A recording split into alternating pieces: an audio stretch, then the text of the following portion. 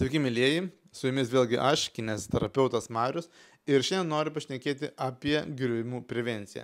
Noriu pamokyti jūs, kaip reikia taisyklingai, sėkmingai, gražiai nugriūti, tam, kad nelūžtų dilbiai, nelūžtų delnakauliai, nelūžtų keliai ir nebūtų šlaunikolio lūžių bei galvos smegenų traumų. Ypatingai šis video yra aktualus tiems, kurie prižiūri savo vyresnius tėvus, senelius, ir būtent šis video bus skirtas tam, kad mūsų tėvai, seneliai mokytų taisyklingai nugriūti ir išvengtų galvos smegenų traumų ir lūžių. Tad eikime iš karto prie praktikos ir pademonstruosiu, kaip reikia taisyklingai nugriūti tiek griūnant priekiu, tiek šonu, tiek atatupsta, tai yra atbulą. Einame prie praktikos. Tad labai rekomenduoju pasitiesti čiužinį, kaip kad aš pasidariau, ir pasikviesti savo senelius ar savo vyresnius tėvus ir pagal šitą video pasimokyti griūti. Nes griuvimai tai yra labai dažnas reiškinys vyresnio amžiaus žmonėms. Ir pamokysiu, ko negalima daryti ir kaip reikia taisyklingai griūti atatupsta, kaip taisyklingai griūti ant priekio ir kaip laikyti rankas. Taigi dabar parodysiu kol kas, ko negalima daryti, ir parodysiu vieną griuvimą, kuris yra diskutuotinas, bet jis nėra pats blogiausias. Pati blogiausia griuvimo padėtis yra griūti ant ištiestų rankų. Ant ištiestų rankų, griūti negalima, kadangi jūs turite ir jūsų vyresni tėvai, seneliai turi didžiulę tikimybę susilaužyti delnakaulius, riešakaulius, dilbio kaulus, patirti įvairius panirimus kaulų, ir to daryti jokiais būdais griežtai negalima, todėl kad šitos vietos yra labai trapios, jos labai jautrios ir lūžiai labai greiti. Ir dabar noriu parodyti tą diskutuotiną kritimą, kuris yra ir gerai, ir blogai, bet jis nėra pats blogiausias. Taigi, jeigu mes negalime griūti ant ištiestų rankų, mes tada rankas sulenkiame ir griūname va taip. Taip, mano rankos yra sulenktos ir aš krentu ant dilbių. Tokiu būdu jūs turėtų kristi jūsų tėvai, seneliai.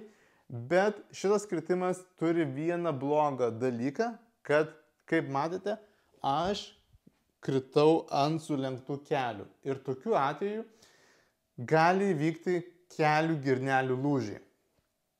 Jeigu žmogus labai sunkiai mokosi, neišmoksta naujų dalykų, ypatingai tėvai, seneliai, ir sunku išmokti to taisyklingo kritimo, tai šitas kritimas nėra pats blogiausias. Svarbu visą laiką laikyti sulenktas rankas ir griūti ant sulenktų per alkūnę rankų, kad svoris būtų ant dilbių. Ir tada noriu parodyti, kaip reikia griūti taisyklingai, kad mes nesusižalotume nei savo kelių, nei savo rankų. Ir kritimas atrodys taip. Aš krentu, kad pačiam biškį baisu. Aš krentu ir aš ranką deduosi po savimi. Matėte, aš kritau ant šono. Ir tokiu būdu žymiai sumažėja tikimybė patirti rankų lūžius, patirti kelių lūžius ar patirti galvos traumą. Nes mano galva nusileido ant rankų. Parodysiu dar vieną kartą. Aš netgi stoviu tiesiai ir aš įkrentu ir iš karto pasisuku. Ir iš karto pasisuku ant vieno šono ar ant kito. Nes įsivaizduokit tokią situaciją. Jūsų tėvai arba seneliai eina, užkliūna už kilimo ir griūna. Ir jie turi griūti šonu. Ranka yra ranka ištiesta ir galva keliauja ant rankos. Ir kitas labai svarbus niuansas, jūs visą laiką turite saugoti galvą. Vyresnio amžiaus žmogus turi saugoti galvą, nes galvos sutrenkimai, galvos smegenų sutrenkimai ir didžiulės hematomos labai dažnas reiškinys. Tad dabar parodysiu, kaip reikia griūti atbulą.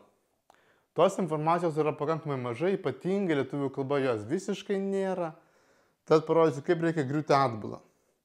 Ir kai griūnate atbulą, didžiausias vėlgi grėsmė yra pakaušiui ir su galva atsitrenkti į pakaušį. Tad vėlgi mes griūsime šonu. Aš stoviu atbulą, bet aš griūnu šonu.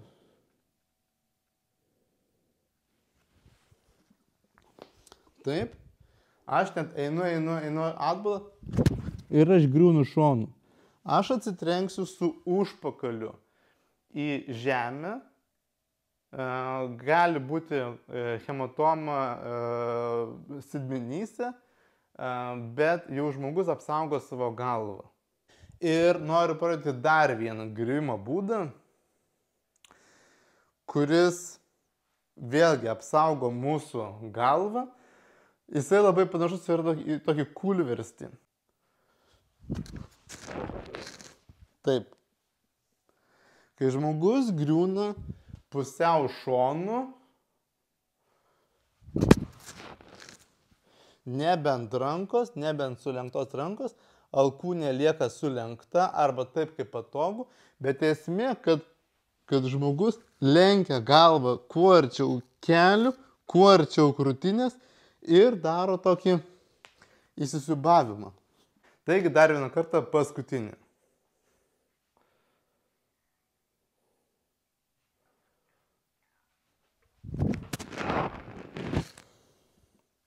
Nes toksai įsisiūbavimas, galva keliauja kuo arčiau kelių, kuo arčiau krūtinės ir apsaugoma yra galva nuo sutrenkimų. Tad tikiuosi šitas video buvo jums labai informatyvus ir labai rekomenduoju pasitreniruoti griuvimus su savo tėvais ar seneliais, pasitiesti čiužinį ir pasitreniruoti ne vieną ar du kartus, o daugiau kartų, kad išmoktumėt griūti ir tai bus pati geriausia dovana jūsų vyresnio amžiaus žmonėms, tėvams, seneliams. Jeigu jūs turite asmeninį klausimą, jūs norite manęs kažko paklausti apie kineziterapiją, apie skausmus, apie sveiką gyvenimo būdą, apie kaip išvengti kažkokios ligos arba kaip sumažinti, pagerinti simptomus, tikrai labai laukiu jūsų klausimų ir galiu apie tai paruošti video. Jeigu turite tokį klausimą, tiesiog parašykite komentarą, aš į jį sureaguosiu, būtinai paženklinsiu širdute ir atsakysiu video formatu. Jeigu jūs dėl kažkokios priežasties dar visgi nesate užsiprenumeravę mano šio YouTube kanalo, būtinai tą padarykite, paspauskite mygtuką prenumeruoti ir pamatykite pačius naujausius mano video apie kineziterapiją ir sveiką gyvenimo būdą. Taip pat labai kviečiu užsukti į mano asmeninę kineziterapijos svetainę kineziterapija3.lt. Jos adresą kaip tik matote šio video apačioje bei video aprašyme. Savo svetainėje aš turiu sukūręs video kineziterapijos programas nugaros skausmo gydymui, keliams, pečiams ir rankoms, kaklui, pilvo preso stiprinimui. Taip pat turiu sukūręs video masažo programas, pagal kurias jūs savo namiškiams, savo tėvams, seneliams, mylimiesiems žmonėms, antrai pusiai galėsite padaryti pečių, nugaros, juosmens masažą tiesiog savo namuose. Ir tada ačiū visiems, kurie žiūrėjot, palaikinkit, pasidalinkit su draugais, parašykit komentarą ir tada iki kitų video.